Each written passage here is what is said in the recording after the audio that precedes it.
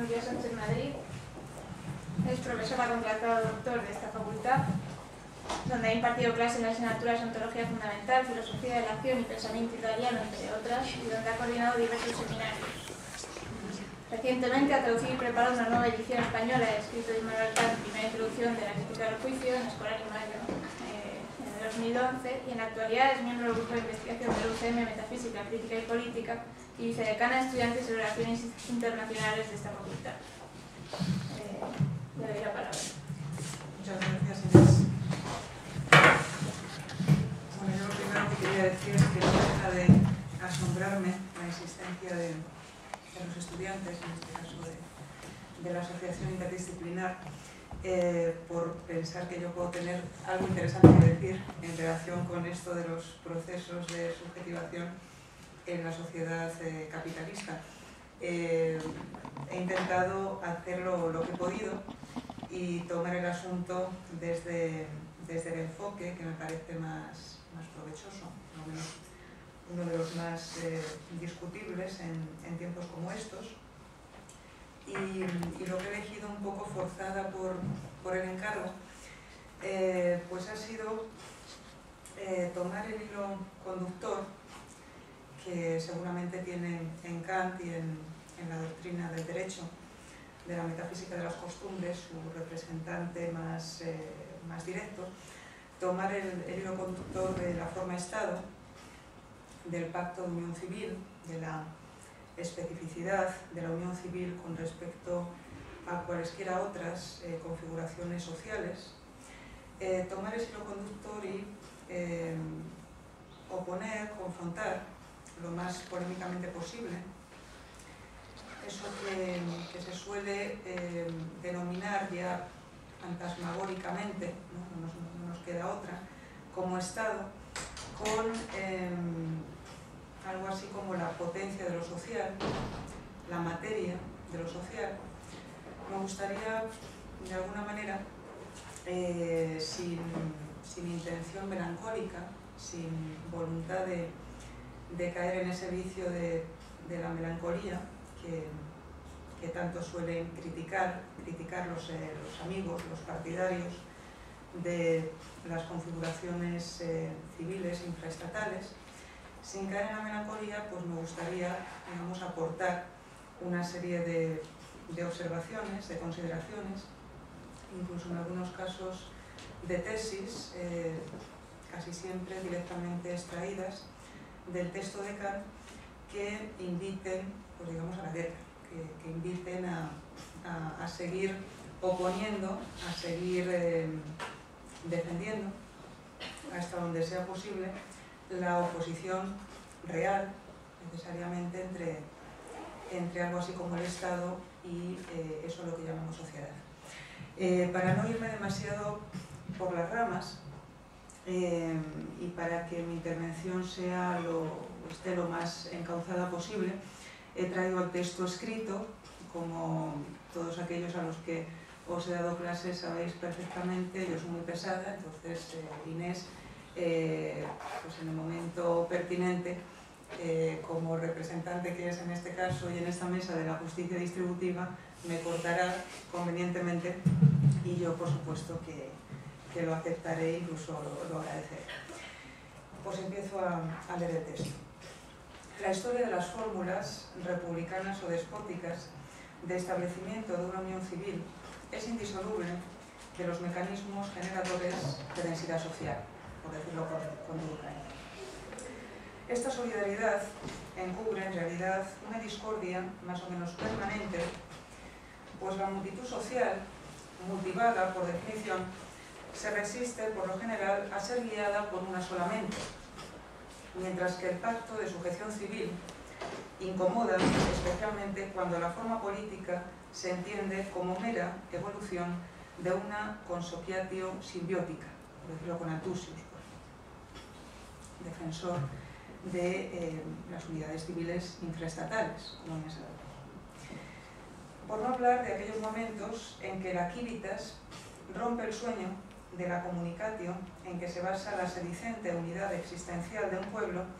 acogiendo a individuos cualquiera. Resulta difícil de negar que los movimientos sociales siempre gozaron de la benevolencia procedente de su presunta naturalidad, de su cercanía a la vida, como parece que es cercano a la vida el espíritu asociativo, al menos para una cantidad considerable de autores, ¿no? Frente a la artificiosidad presuntamente contraria a los principios de convivencia atribuida al Estado civil. En este escrito querríamos contribuir a comprender fundamentalmente una frase algo enigmática que Kant pronuncia en el tránsito, en la transición del derecho privado al derecho público, en la primera parte de la metafísica de las costumbres, a saber, cito, eso de que la unión civil de Albuquerque Verein no es una sociedad, no es una Gesellschaft, sino que más bien la hace, la produce. Parágrafo 41 de la doctrina del derecho. La unión civil no es una sociedad, sino que más bien la produce. La afirmación parece indicar, y así la entenderemos, que la sociedad es el efecto derivado del denuedo y diligencia de los conceptos, es decir, de la razón, para hacer posible que los hombres, destinados como están a un régimen de coexistencia inevitable, la expresión es de Kant, en virtud de la esfericidad de la Tierra, el espacio es limitado,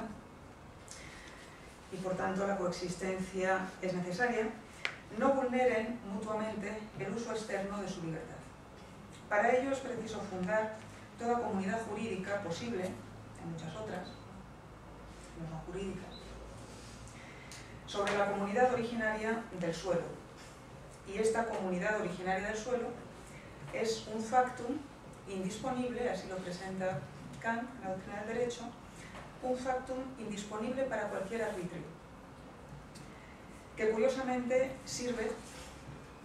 en la doctrina del derecho de Kant para identificar la índole de los bienes indisponibles de los que se ocupa la justicia distributiva.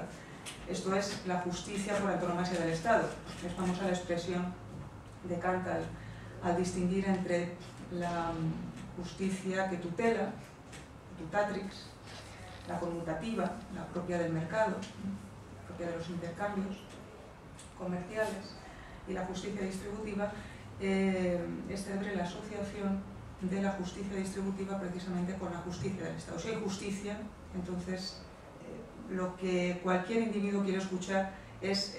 si hay tribunales de justicia. Si hay justicia pública, pero como justicia distributiva, es decir, como buen reparto, como reparto debido, como reparto recto. Igualmente indisponible será la voluntad colectiva de un pueblo, que es la única autoridad que puede legitimar, que puede fundar una posesión en Kant, no la voluntad unilateral de cualquiera de nosotros que se considere poseedor de una región del espacio, por ejemplo, de un objeto externo. La voluntad colectiva de un pueblo al que ningún ciudadano puede extraer, mediante contrato, restituir su poder, que le devuelva su poder, que el pueblo le devuelva, le traslade en una translatio imperia absolutamente mostrenca, ¿no?, el poder que el pueblo mismo posee legítimamente. Pues nadie, recordando una sentencia evangélica del Evangelio según San Mateo, dice Kant, nadie puede servir a dos señores, ningún soberano puede obligar al pueblo a servir a dos señores, a dejar de servirse a sí mismo.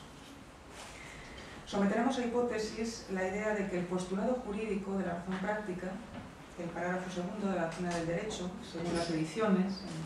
el cambio que introduce Bernd-Ludwig coloca ese postulado en el parágrafo sexto.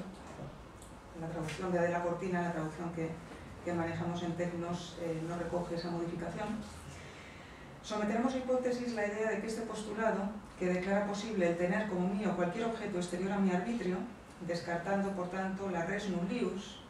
cumple con los objetivos propuestos por el modelo de agenciamiento, y aquí viene cierta polémica, espero, el modelo de agenciamiento que Gilles Deleuze considera matricial de toda sociedad, en cuanto a operación resolutoria, con toda la provisionalidad que se quiera de las dificultades relacionadas con la mera supervivencia. Lo que quiero decir es que el derecho, en un autor como Kant, podía haber elegido otro. Tiene que ver con la libertad, con la supervivencia del uso externo de la libertad, pero si nos centráramos en la razón última de esa invención, que es el derecho, seguramente hablaríamos de la supervivencia secas. Para clarificar esto, es aconsejable atender a la conexión que Kant introduce entre el factum de la existencia de los hombres en lugares donde la naturaleza o el azar los han ido colocando, con independencia de su voluntad, y el concepto racional práctico de una posesión común originaria de la tierra, que, como bien se subraya en el texto de Kant, no es una invención, sino el descubrimiento de un principio a priori, por cuya mediación los hombres, cito el parágrafo 13,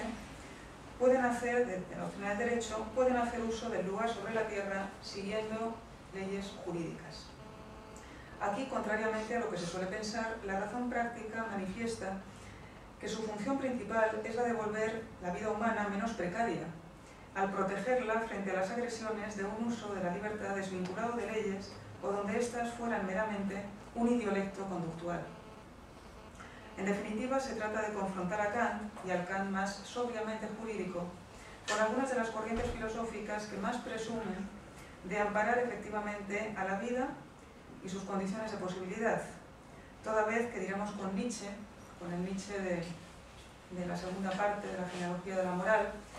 el segundo tratado, parágrafo 11, a las situaciones de derecho no les es lícito ser nunca más que situaciones de excepción, que constituyen restricciones parciales de la auténtica voluntad de vida, la cual tiende hacia el poder. Fin de la cita. Las situaciones de derecho, desde el punto de vista desde la capacidad de valorar de la vida, son necesariamente situaciones de excepción, son interrupciones, ¿no? Con este propósito contrastaremos, en primer lugar, con ayuda de Deleuze y del Deleuze lector de Hume, un modelo empirista de vida comunitaria como es el de la sociedad civil humeana, la sociedad civil empirista, un modelo empirista, cuyo cemento es la simpatía y sus ampliaciones reflexivas, con un modelo de constitución civil como el de Kant, en el que la comunidad quiere, en tanto que se entiende a sí misma como obra de la razón, someterse a un ejercicio de sobredistanciamiento con respecto a sí, en tanto que cuerpo social, de la mano del concepto de representación política. El forma dat esse rei, la famosa sentencia escolástica, la sentencia escotista, que recuerda Kant en el escrito de un tono de gran señor,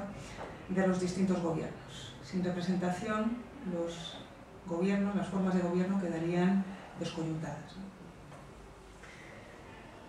Toda verdadera república es, y no puede ser más que, un sistema representativo del pueblo. Leemos en el parágrafo 52 del Derecho Público de la Metafísica de las Costumbres. En segundo lugar, intentaremos conectar la exigencia racional de abandonar el estado de naturaleza como un estado no opuesto al social, al ser este un mero estado artificial, cuyos principios de organización pueden ser solidarios de los del status naturalis, la expresión de Agenbach, el texto, el tratado de derecho natural del que se sirve Kant como base en sus clases de derecho natural, ¿no? Con el fin de entrar en un estado civil, según sostiene el parágrafo 41 de la doctrina del derecho, con una historia de la normatividad. Pretendemos, por tanto, confrontar el postulado de derecho público, insertarlo en una historia de la normatividad que incluye entre sus componentes aquellas leyes y reglas que tienen a su base no la fuerza vital de un organismo, sino a la misma razón y sus mandatos, pues a pesar de no sentir directamente la razón, como leemos en Qué significa orientarse del pensamiento en una famosa nota de ese texto, la razón que no siente nota su carencia, nota su falta, y produce merced al impulso cognitivo, que si es un impulso, si es una pulsión, el sentimiento de su exigencia, el sentimiento que es la Bedürfnis. Es decir, la razón no es una pulsión, pero puede poner en acción los motores del ánimo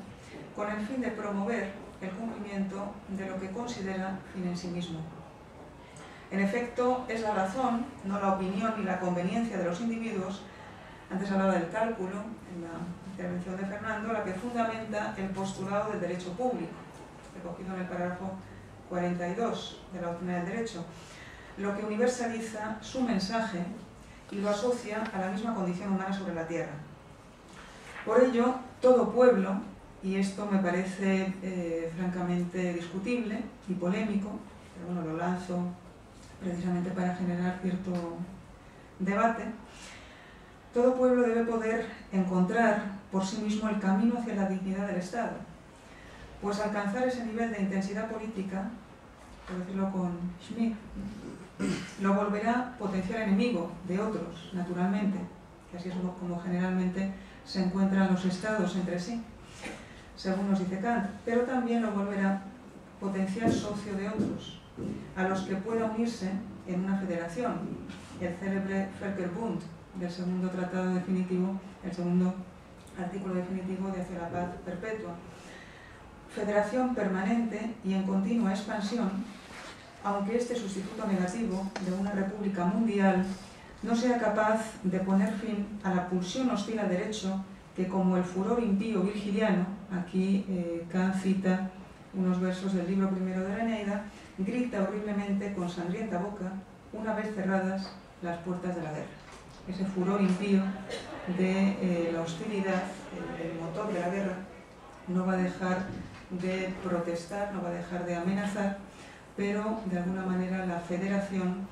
lo mantendrá a buen recaudo, que es lo que nos interesa. La pulsión bélica no desaparecerá, pero sí habremos encontrado la componenda de la mano de la Asociación de Estados, es decir, de la Federación, más oportuna para que la amenaza sea precisamente eso, amenaza, y no un acontecimiento destructivo. Finalmente, presentaremos a la forma derecho un sistema axiomático de definiciones, deducciones y postulados como una exigencia racional que la libertad humana se hace a sí misma con el fin de evitar su propia destrucción. Exigencia susceptible de volverse intuitiva, según nos dice Kant en la introducción de la doctrina del derecho, como un sistema de coacción recíproca, además mediante una intuición pura a priori. La asociación con la geometría de Euclides, con la sistematización de Euclides, la asociación del cuerpo jurídico en su carácter, en su versión más abstracta, con un sistema geométrico como el de Euclides, no es baladí, pues este sistema de construcción jurídica se propone de marcar el nomos de la tierra con arreglo a un principio de universalidad e igualdad recíprocas, irreductible a cualquier acontecimiento histórico. Bueno, pues empezaremos con un parágrafo que he titulado con el mismo título, que tiene un texto de Gilles Deleuze, del año 53, pero más conocido por su edición del 55, Instintos e Instituciones. Comenzaremos con un planteamiento de la acción colectiva enormemente atento a la capacidad inventiva del hombre y a la solidaridad entre existencia humana y sociedad civil, como es el de Hume. Para el autor del Tratado de la Naturaleza Humana, virtudes como la justicia no resultan de ninguna captación de relaciones eidéticas. El lugar perfecto para ver esto es el libro tercero del Tratado, sino de la capacidad para construirlas con nuestras pasiones, de la mano de la reflexión, de la mano de la combinación, de la mano de las trampas internas a las que se pueden someter las propias pasiones. Las virtudes sociales son claramente artificiales y deben identificarse más bien con la conformidad y aprobación concedidas por los hombres en común a componendas y arreglos que responden con éxito a circunstancias y necesidades humanas. Nada de ello sería posible si el primer gesto, el más definitorio de la vida humana sobre la Tierra, no fuese la invención, a saber, la creación de estrategias colectivas de acción que comportan asimismo acuerdos, esto es, compromisos mutuos, que una vez contraídos se convierten en un ethos del que no podemos escapar, porque ya son nuestro único hábitat. Esos pactos van construyendo la sociedad civil como si se tratase cito a Hume, un texto del apéndice tercero del ensayo sobre los principios de la moral, como si se tratase de la erección de una bóveda en la que cada ladrillo caería de por sí al suelo y donde la construcción solo se sostiene gracias a la combinación y asistencia mutua de sus partes correspondientes. Y así van determinando a la libertad humana en relación con los propios dispositivos que la especie ha ido creando. Surge de aquí un modelo de vida social que no resulta de una secuencia conceptual, de una relación eidética, como decíamos antes, citando directamente también a Hume, sino que desemboca en virtudes como la justicia y conceptos como el elogio y vituperio, integrando simpatías, un fenómeno que desencadena esquemas de acción común que son en realidad los que constituyen el armazón social. Es especialmente oportuno aquí el elogio de Hume a los beneficios derivados del esquema o sistema total de conductas justas, impersonal, como todo sistema, y encarnado en los tribunales de justicia, frente a los estallidos naturales de bondad individuales generados por alguna pasión natural, que pueden ser importantes para uno, pero sin embargo no tienen por qué beneficiar a la totalidad social. Es más, pueden resultar precisamente inútiles cuando no perniciosos, en ciertas ocasiones al menos, ¿no? El salto a la impersonalidad, al cualquiera, es así la única manera de que pueda interesarnos el bienestar de la sociedad entera. Lo provechoso aquí es la superación de la parcialidad del hombre, que es menos egoísta que parcial, como subrayará Deleuze en ese magnífico libro sobre Hume, que es Empirismo y Subjetividad. En virtud de una reflexión del interés, operada por la cultura, que no es más que una plataforma de intereses, bien ordenados, bien combinados, que amplía y corrige el curso de las pasiones, poniendo en marcha un sistema positivo de empresas inventadas. Esta expresión directa de Deleuze. Nos parece que la lectura de Deleuze realiza, de estos textos de Hume identifica el nervio del argumento empirista. La fórmula de la ley y del contrato expresa una misma convicción, a saber, tanto la ley como el contrato adscriben a la sociedad rasgos negativos, como la carencia y la necesidad, o fuerzas, la latencia, de fuerzas que deben ser reprimidas y alienadas. Pero hay otra manera de aproximarse a lo social, a saber, aquella que reconoce su potencial inventivo y creativo, es decir, positivo, que se encarna en convenciones basadas en la utilidad, no en contratos, que confluyen en la formación de instituciones, siendo estas las instituciones la verdadera esencia de la sociedad, por las que habría de entender un sistema de medios que representan la institución en un sistema indirecto, oblicuo, inventado, en una palabra, cultural. Esto es, un sistema organizado de medios, que es en definitiva lo que constituye a toda institución. Hablamos, claro está, de instituciones sociales no gubernamentales. Las formas convenidas por la pluralidad humana no comportan cierre alguno, sino que comportan una llamativa apertura. Están siempre abiertas, son siempre revisables, según este modelo de configuración social. Así, las culturas occidentales conocen una forma de matrimonio, respuesta social a la necesidad de satisfacer la sexualidad, de satisfacer ese instinto, y un régimen de propiedad que satisface la avidez. Pero 1000 variantes, dice Deleuze, 1000 variantes son posibles y se las encuentra en otras épocas y en otros países. Esto lo dice concretamente el empirismo subjetividad. La tendencia o instinto se satisface, como es bien conocida la expresión de instintos e instituciones, la tendencia o instinto se satisface en la institución, pero la institución no se explica a su vez por la tendencia o instinto. Es una relación inequívoca, que no controla en todo momento el instinto, la tendencia, los medios y cauces que producen su propia satisfacción, sino que se deja sorprender por ellos. Así pues, la ausencia del hambre deviene para la especie humana algo muy extraño y peculiar, que es la reivindicación de tener pan. es decir, un derecho. La reclamación de un derecho, que es una exigencia tan inusitada como inútil cuando hablamos del animal y de su supervivencia. Desde este punto de vista, las tiranías, dice Deleuze, se singularizan por restringir la potencialidad normativa de la existencia humana, acosándola mediante una sobredosis de leyes, mientras que las democracias convivirían admirablemente con tejidos institucionales. La democracia sabe vivir con las instituciones, sabe aprovecharlas. Y en ese caso las leyes ya no se aplicarían directamente sobre los cuerpos inermes, me parece importante esta matización de Deleuze, ¿no?, sino sobre el sistema de distancias entre individuos abierto por un esquema cultural. Bien es cierto que es un sistema de distancias no abierto por el derecho, sino abierto por la cultura, pero al menos es un sistema de distancias, no un sistema de reconocimiento. El buen gobierno se refiere al conjunto de instituciones y dispositivos artificiales que vuelven lo más lejano, cercano, para los individuos y crean situaciones objetivas donde las dimensiones más perniciosas de la naturaleza humana no puedan manifestarse. El Estado se juega todo su poder en la capacidad para movilizar la creencia de los gobernados.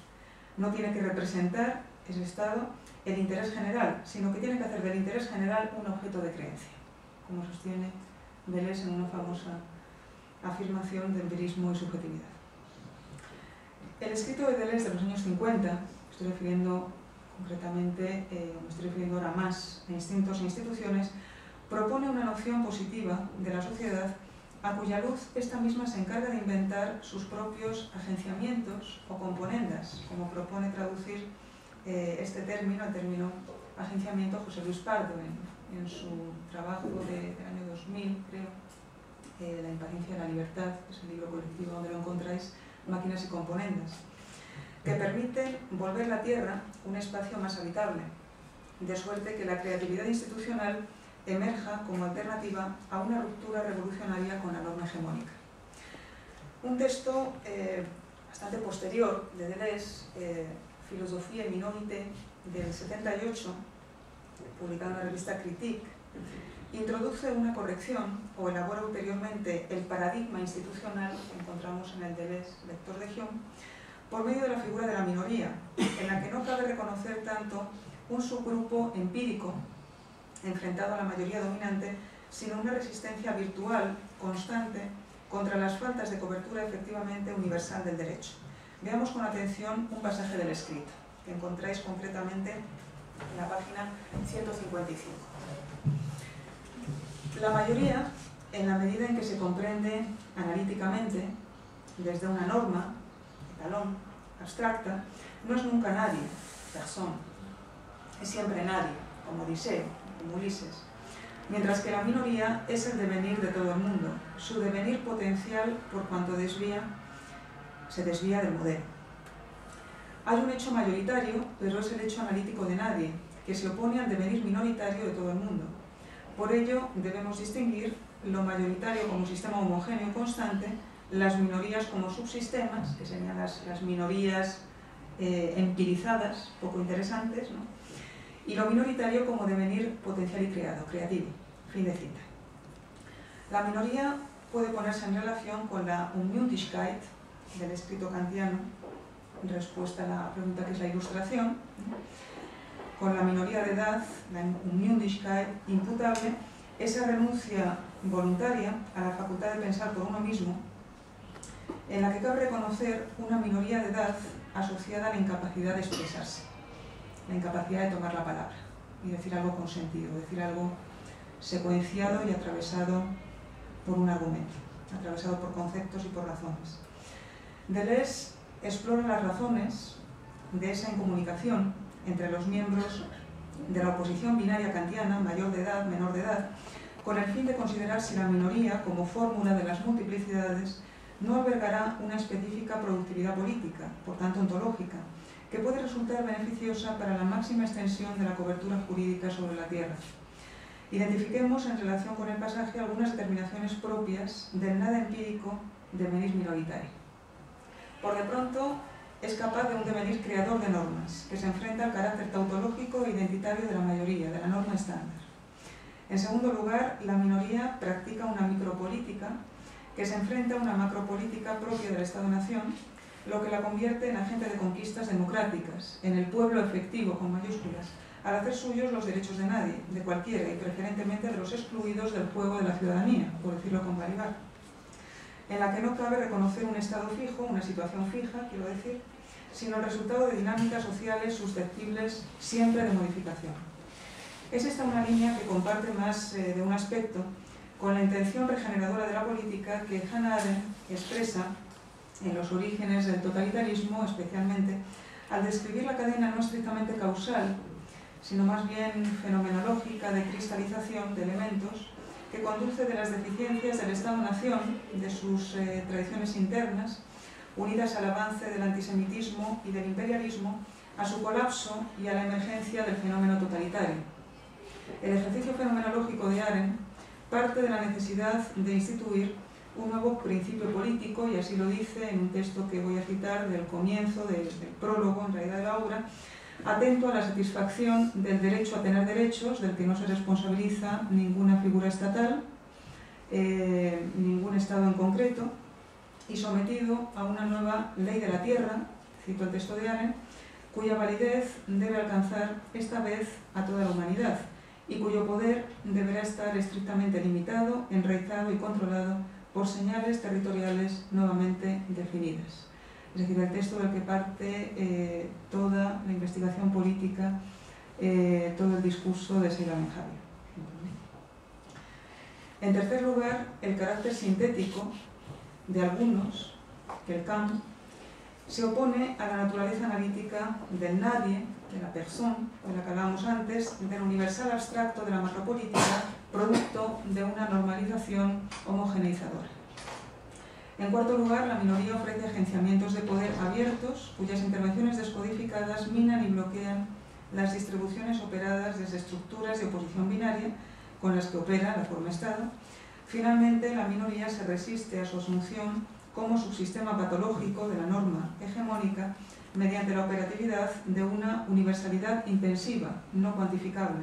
que, como los potenciales ciudadanos a los que se refería Hume, se inclina a inventar relaciones entre elementos heterogéneos y a practicar dinámicas de alianzas entre ellos.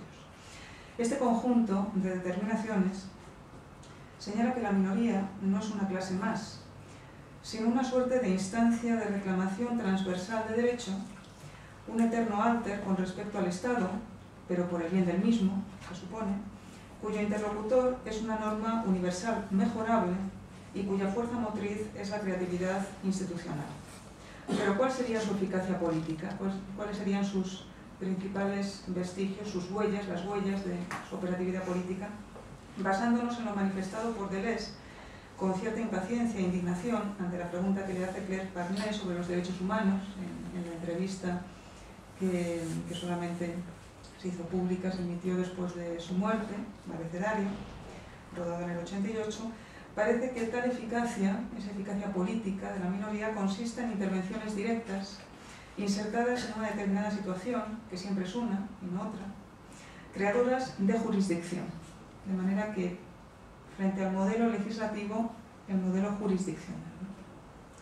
Hablamos, pues, de intervenciones creadoras de derechos, supuestamente con ayuda del juicio reflexionante, cuál va a ser si no, la facultad,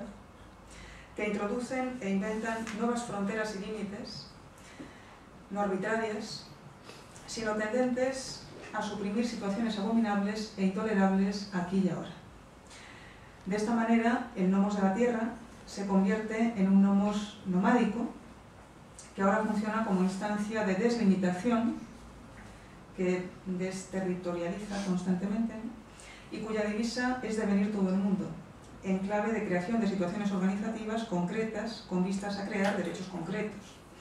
La justicia telúrica, procedente de la toma de la tierra, deja de ser fundamento de la justicia conmutativa y distributiva, la famosa imagen de Schmitt, la justicia telúrica, es decir, deja de ser fundamento de la economía y de la sociedad, y la tierra deja de operar como medio de proporción entre el poder y el derecho, el poder materia y el derecho forma, como exigía la obra de Schmitt, al que separa de Kant la negativa de que la mera posibilidad de la toma y reparto de la tierra, como punto de partida de todo derecho, no se corresponda con el orden propio de una cultura, con un orden concreto, sino precisamente con el nous practicos,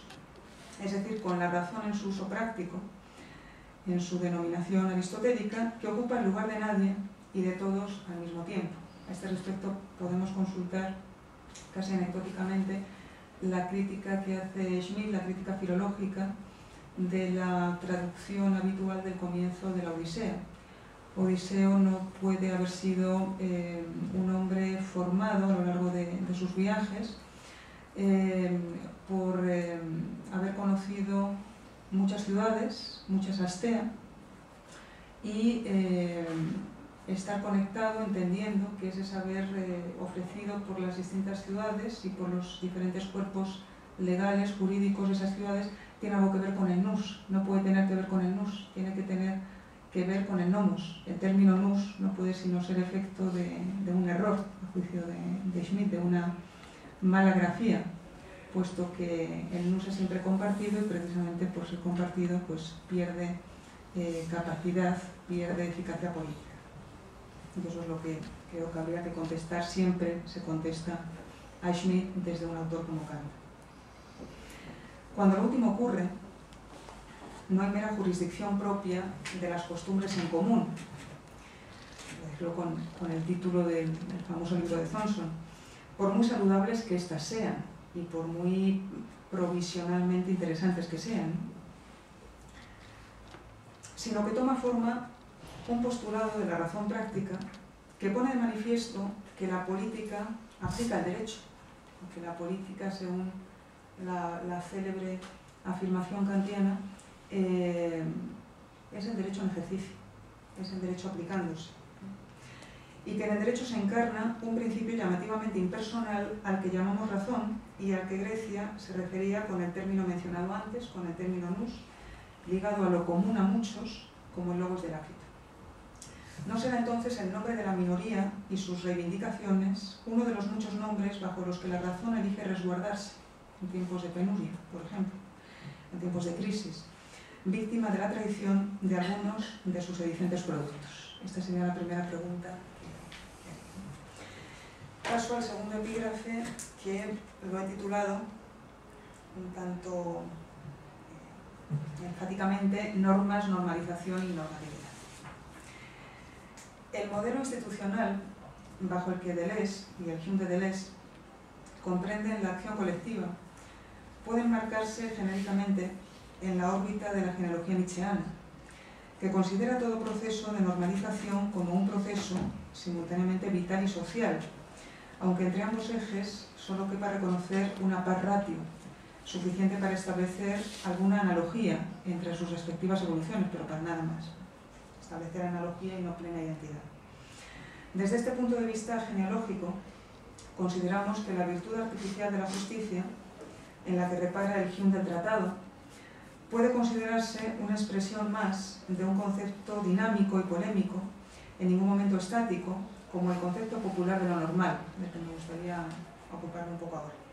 frente al técnico de norma, como nos dice Canguilhem al comienzo de lo normal y lo patológico, encarnado en un dispositivo que corrige, endereza y disciplina lo real. Y por tanto nos permite reconocerlo, nos permite tener un campo abierto de experiencias en esa realidad.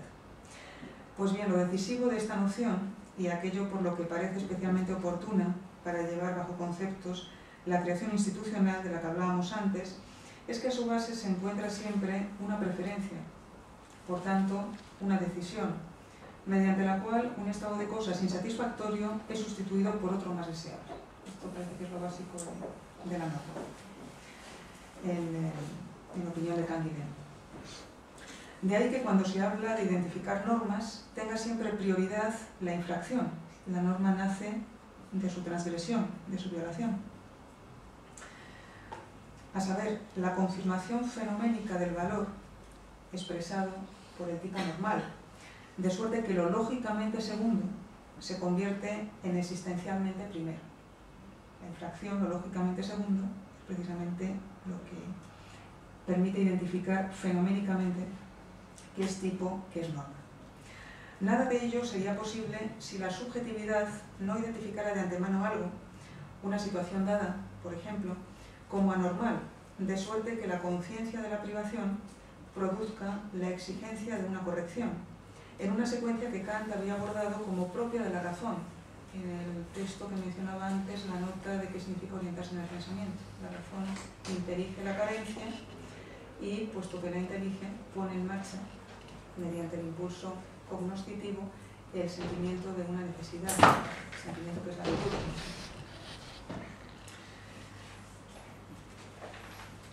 En una secuencia que Kant había abordado como propio de la razón al interigir ésta sus propias carencias en el escrito sobre la orientación. Canguilhem describirá este proceso mediante una fórmula de inspiración kantiana que encontramos al final de lo normal y lo patológico. Ese famoso texto que dice que la condición de posibilidad de las reglas coincide con la condición de posibilidad de la experiencia de las reglas. En relación con esta normalización genérica, la lógica, la filosofía y el derecho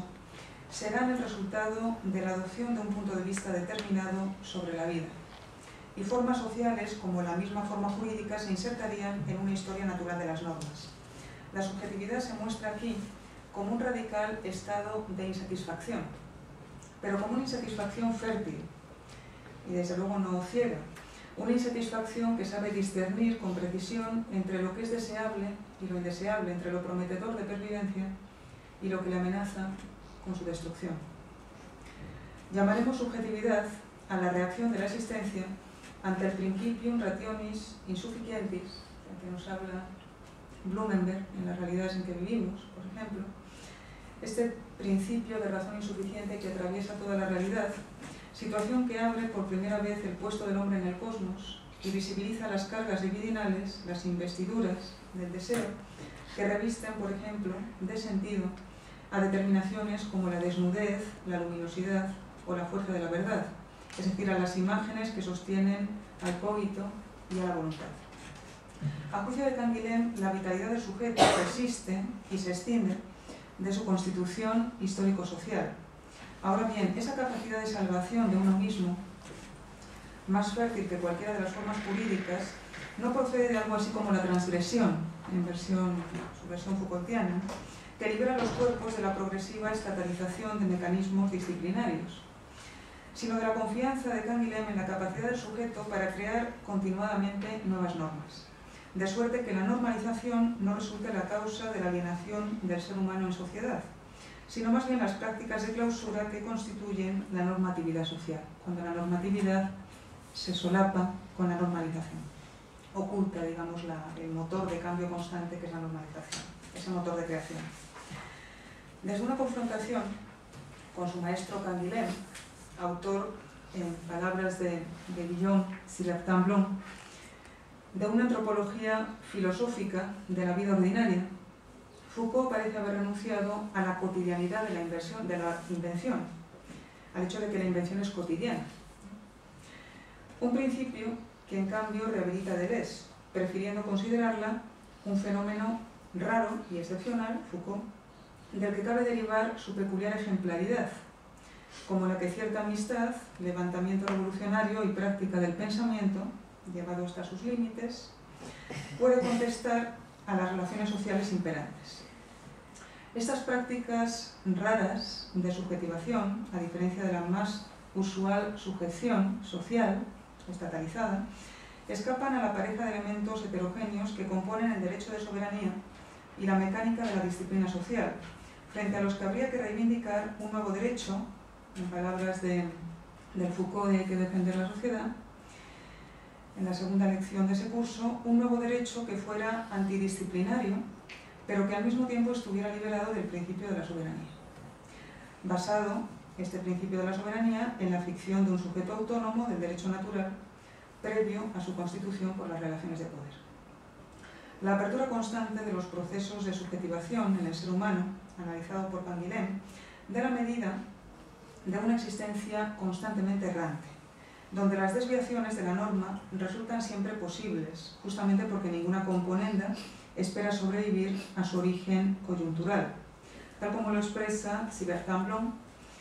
Las normas no contestan necesariamente a los sujetos, sino que atestiguan su existencia normativa.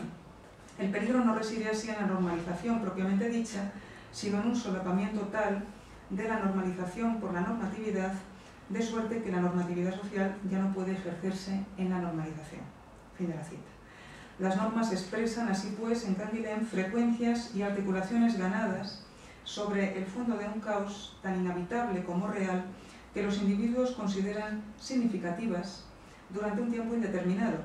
como las instituciones analizadas por Deleuze perduran mientras satisfacen una tendencia,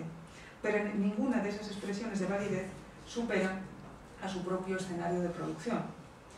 Sin tal conexión entre satisfacción subjetiva y norma, se produciría el fenómeno que Judith Butler ha calificado muy hegelianamente de violencia ética, citando el siguiente texto de Adorno. Nada es más degenerado que la especie de ética o de moralidad que sobrevive bajo la forma que toman las ideas colectivas una vez que el espíritu del mundo ha dejado de habitarlas, por utilizar la expresión hegeliana como una suerte de escenografía, dice Adorno. Una vez que el estado de la conciencia humana y el de las fuerzas sociales de producción han abandonado esas ideas colectivas, éstas se vuelven violentas y represivas. Fin de la cita. Ese es el peligro de la norma. Dejarla morir, dejar que quede sin el sostén de la convicción y de la creencia subjetiva. Las normas, por tanto, deben ser creíbles y sobre todo sostenidas por una subjetividad que las hace suyas. Una distinción como aquella con que Kant separa al fin último del fin final de la naturaleza, el fin último de la naturaleza, mejor dicho, fin final de la creación, porque sin el fin final la naturaleza no se entiende como creación, puede servir de ejemplo de la normalización de la que hablamos, concerniente, esta vez, a una subjetividad que se entiende como ánimo, esto es, como campo de juego de diversas familias de reglas, reunidas en torno a facultades, según la expresión de los textos que reparan en el entusiasmo, que reparan en el archipiélago, ¿no? en esa estructura, pero estructura un tanto minimalista, que protagoniza la crítica kantiana y que, digamos, se vuelve fenómeno en la tercera crítica. En más de una ocasión, Kant señala que no es la facultad de la razón, entendida como capacidad para proponerse fines,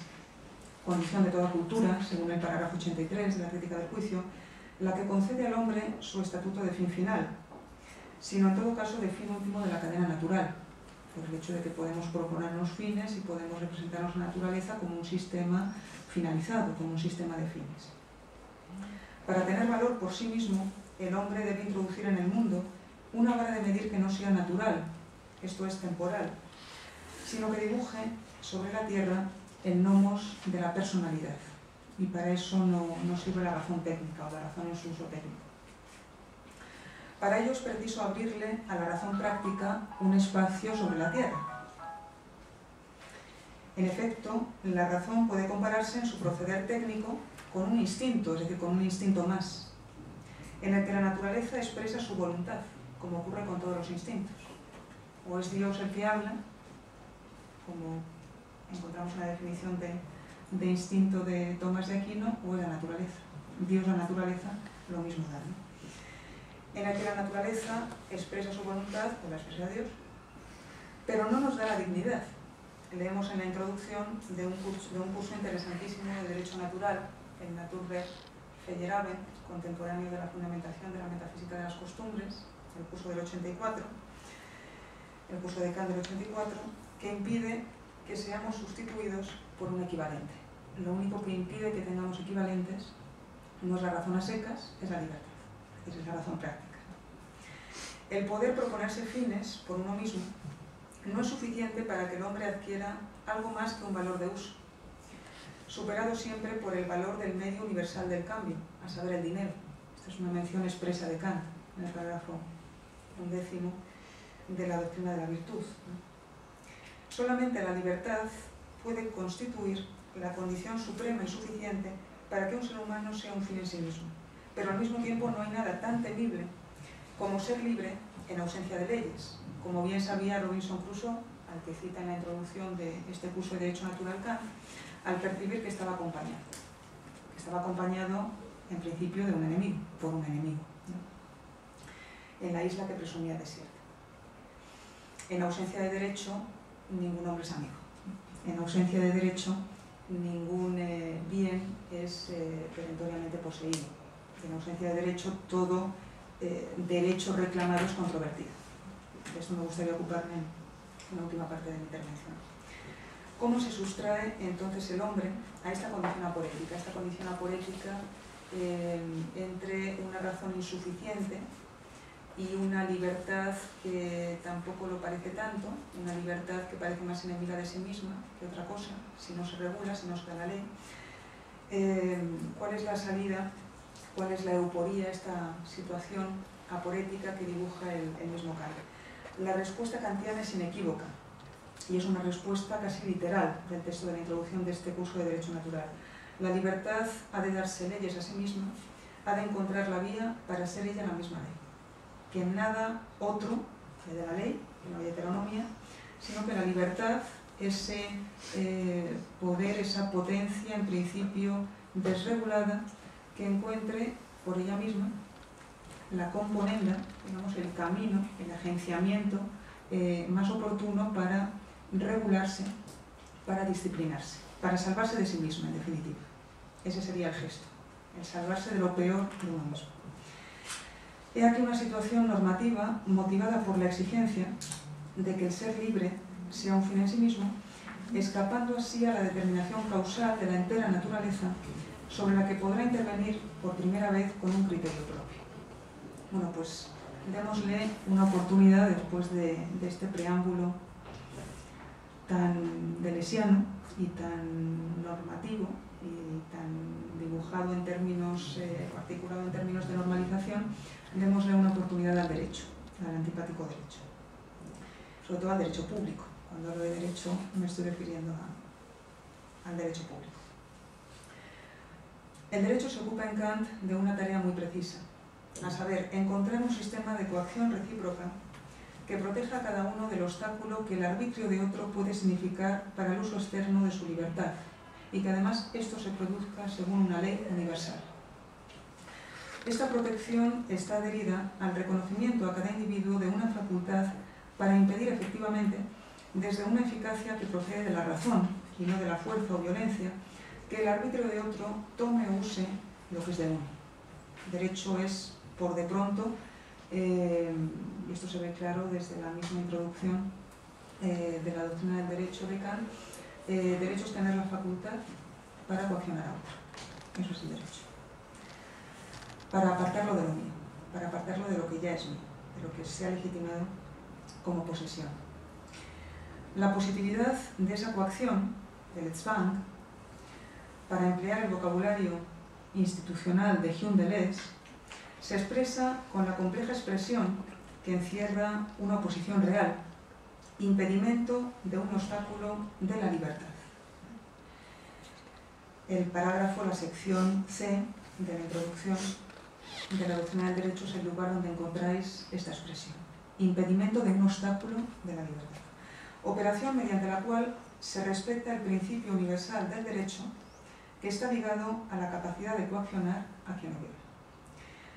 Las relaciones jurídicas no gestionan el resultado del reconocimiento de las propiedades provisionales, declaradas tales por una voluntad unilateral, que quedarían sancionadas como perentorias, sino que el hecho de que cada uno de los hombres se vea arrojado a una parte de la tierra viene a ser el mínimo de intuición imprescindible para que cada uno de los miembros de la especie humana se sienta ligado a los demás mediante obligaciones de justicia recíprocas. Ese factum indisponible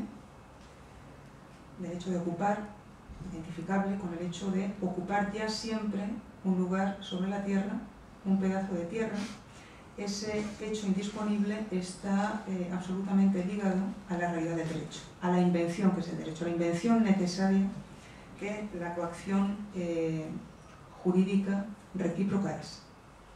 Dicho de otra manera, el postulado que hace posible la posesión, el postulado de razón práctica concerniente al derecho,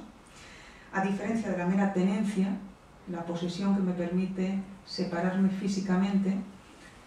abandonar el lugar en el que está el objeto externo y seguir llamándolo mío. El postulado que hace posible la posesión pone de manifiesto que el uso externo de la libertad debe estar ligado a la facultad para coaccionar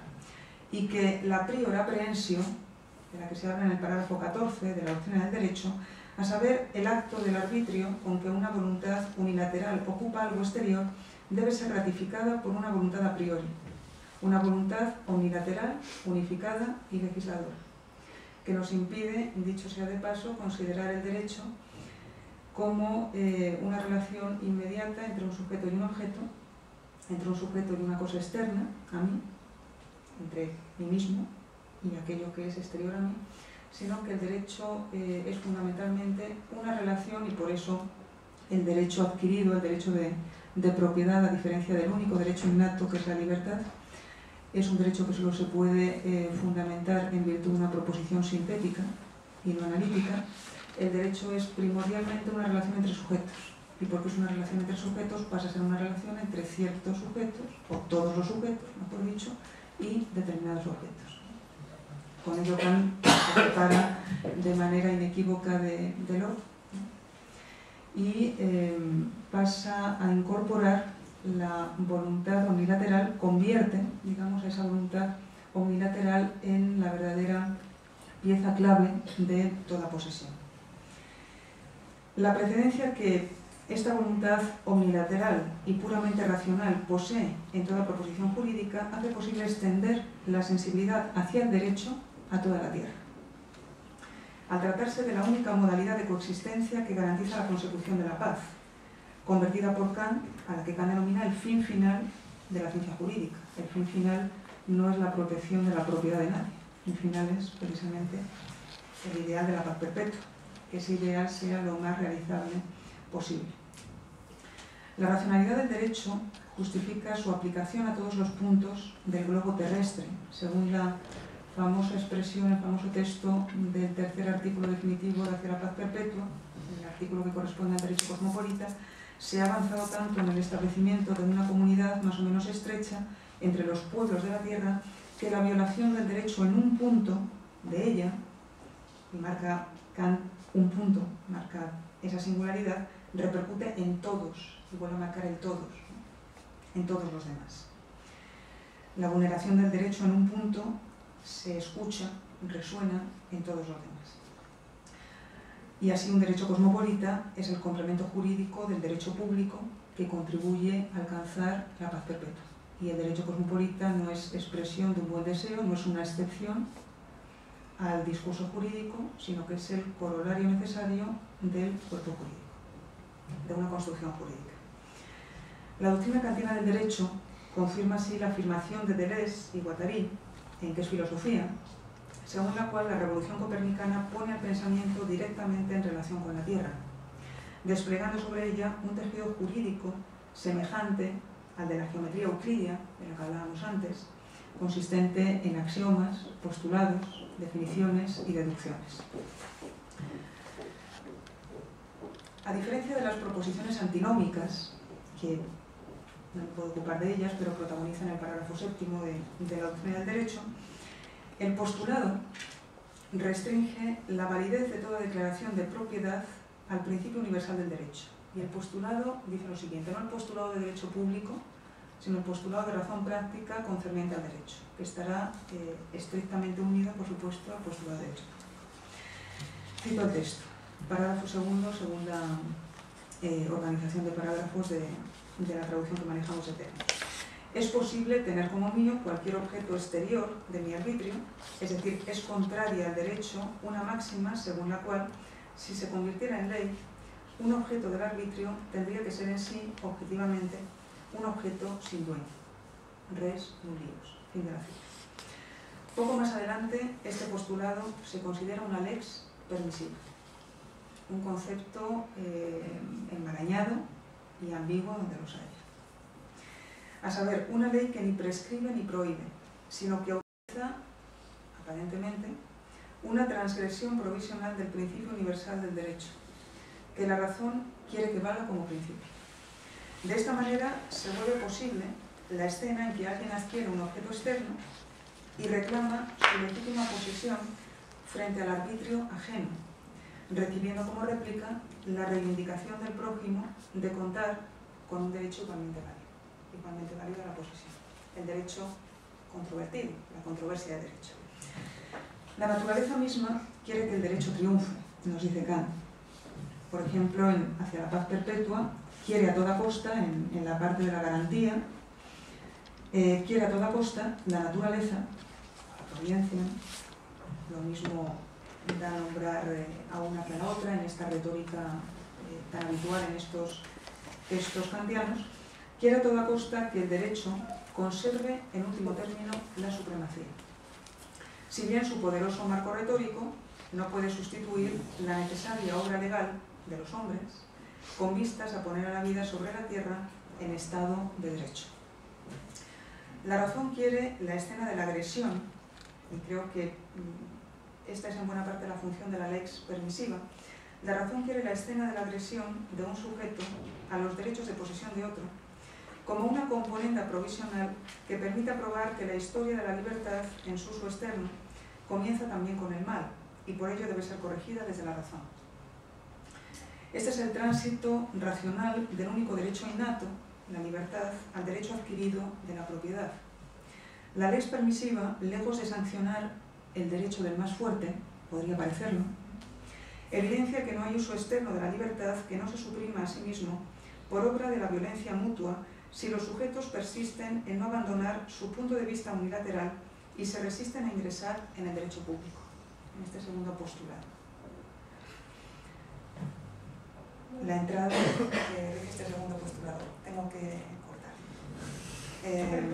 Bueno, me quedan unas cuantas páginas para que os voy a engañar.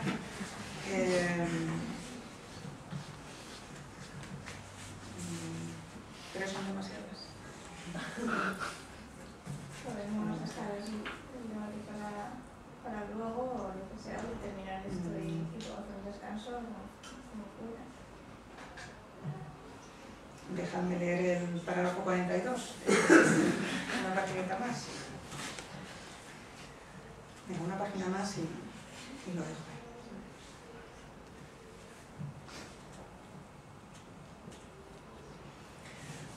Toda adquisición originaria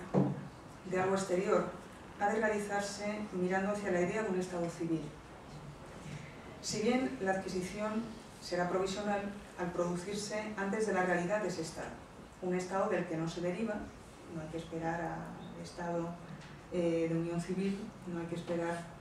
al estado civil para que haya algo así como propiedad, no se cansa de señalar que desde el punto de vista material no hay diferencias entre derecho privado y derecho público, lo que cambia es la forma de la Constitución, porque el cambio es total, del que no se deriva, pero de cuya normatividad depende su legitimidad perentoria. El favor de ley, el Gunst, el Gesetz,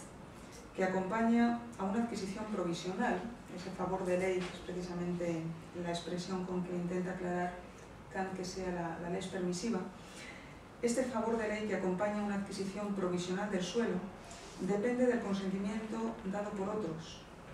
durante el tiempo en que se resistan a entrar en un estado civil. Es decir, sin voluntad unilateral, el derecho controvertido necesita convencer a los otros, necesita ser capaz retóricamente, mediante la fuerza, por supuesto, necesita hacerse con la voluntad de los otros. Solamente desde la voluntad unilateral, racional, todos los arbitrios conviven, coexisten, y coexisten por medio de una clave que se puede construir mecánicamente y que es la coacción recíproca. Este ritmo doble entre el reconocimiento dado por los singuli a los autores de la prior aprehensión y el reconocimiento de la igualdad ante la ley recuerda poderosamente la exposición hegeliana del origen doble del Estado, en un texto que a mí me gusta mucho, que tenéis en el parágrafo, que es el 433 de la enciclopedia, en el que cabe reconocer, en este origen doble del Estado, por un lado, la lucha por el reconocimiento como un origen fenoménico externo a lo que es propiamente el Estado, un comienzo fenoménico, y por otro, el principio sustancial. El Estado está basado en una especie de trampa que tiene que ver con el reconocimiento, que tiene que ver con la violencia, una trampa que como ganga fenoménica nos permite aislar la mena del principio sustancial, que es racional. Ni siquiera los hombres se conducirán injustamente si disputan y mantienen posiciones contrapuestas antes de entrar en el estado civil, no en el estado social. Porque lo que vale para uno, dice Kant en el parágrafo 42, lo que vale para uno vale también recíprocamente para el otro, como en un convenio. El que vulnera mi derecho me está concediendo también que yo luche para protegerme. Pero desde el punto de vista de la razón, no puede haber mayor injusticia, pues persisten esos individuos que se mantienen en un estado de ius controversum, persisten en un estado indigno de la razón práctica de la que ellos mismos están dotados, en el que nadie puede estar seguro frente a la violencia ejercida por otro. Por ello, el postulado de la razón práctica referente al derecho, el del parágrafo 2, no puede sino desembocar en un postulado del derecho público que encontramos en el parágrafo 42, que sostiene lo siguiente, y con esto prometo que me callo. En una situación de coexistencia inevitable con todos los demás, debes pasar de aquel estado, del derecho privado como estado de naturaleza, a un estado jurídico, es decir, a un estado de justicia distributiva. La razón para ello puede extraerse analíticamente del concepto de derecho en las relaciones externas, por oposición a la violencia. Así pues, la entrada en un estado no meramente social, más bien el abandono de un estado social que siempre será jurídicamente un estado de naturaleza, la entrada en un estado civil, no es algo que quiera la pluralidad humana, es algo que quiere la razón, precisamente para que la razón práctica en su uso externo, la razón práctica como una razón plural sea posible. El cumplimiento de las sentencias de Ulpiano, o pseudo-ulpianas, ¿no? El honeste vive, el nemine lede, ¿no? Vive honestamente, es decir, sea un hombre jurídico, no dañes a nadie, nemine lede, sum cuique tribuere, ¿no? La sentencia, el mensaje de la justicia distributiva. Esas tres sentencias sencillamente dibujan algo así como un régimen de existencia. Un régimen de existencia al que los hombres están llamados, sin el que no se completan, sin el que no satisfacen necesidades internas de su especie, necesidades irrenunciables de su especie, y esas condiciones pasan por constituir estados, pasan por la forma estado y por la diferencia neta entre el modo de supervivencia que puede pactar, que puede convenir y diseñar una sociedad y el modo, digamos, de convivencia, ese modo que reivindica la vida buena, ¿no? Clásica que constituye el Estado. Esto en realidad es a donde quería llegar precisamente para empezar a discutir, pero bueno, es lo que me ha dado tiempo mínimamente a disponer aquí y cuando queráis, imaginaos ahora mismo, hablamos de cualquiera de estos puntos, de lo que os haya podido parecer más discutible o más interesante. Muchas gracias por la paciencia.